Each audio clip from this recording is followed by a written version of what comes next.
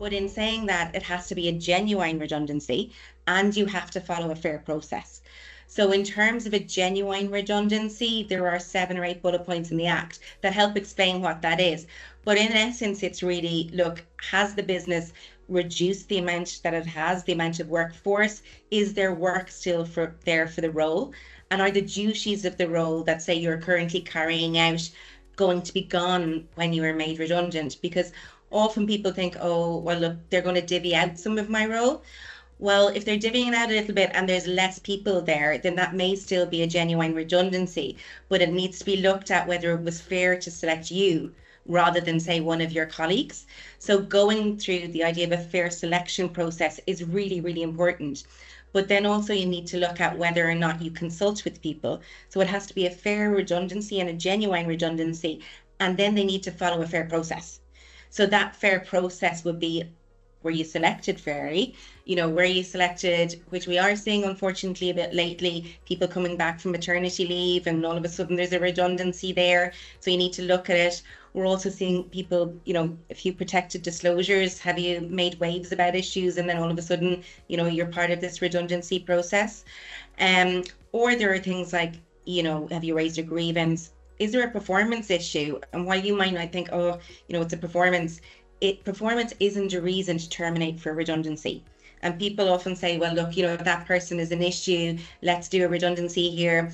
The WRC is very acute to that at the moment. And, there is a phrase going round that redundancy isn't an excuse for performance management.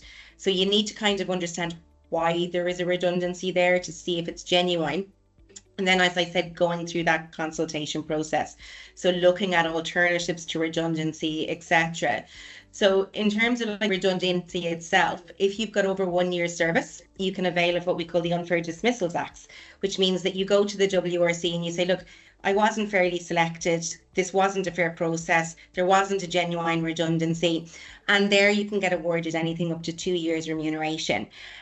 We very rarely see the 2 years remuneration. There have been a couple of cases lately, but the reason for that is because you have to look at it's based on your financial loss and you have to go try and get another job after the redundancy.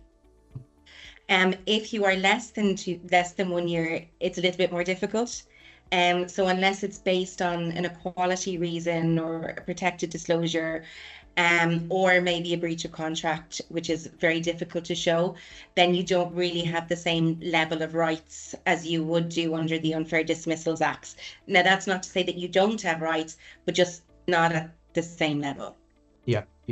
So, okay, so that's fascinating. I'm going to get back to the performance query because I think that's something that, again, we would often, whether through media or experience, certainly in the case of US companies or the US employee experience.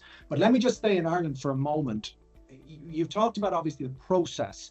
So from a practical perspective, as someone who would often advise employers and companies in this situation, what is best practice to follow? And I know it's never going to be identical, yeah, but, depending on scale and obviously the number of people affected, whether it's one or a cohort. Or a big group.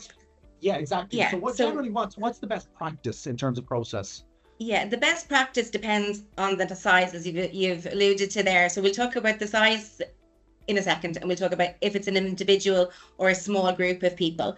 And if it's an individual or a small group of people, we would always advise the employer to make sure that you do follow the fair process and the due process, because in that way, you may see ways of not having to go through all of the redundancies or even mitigating the redundancies.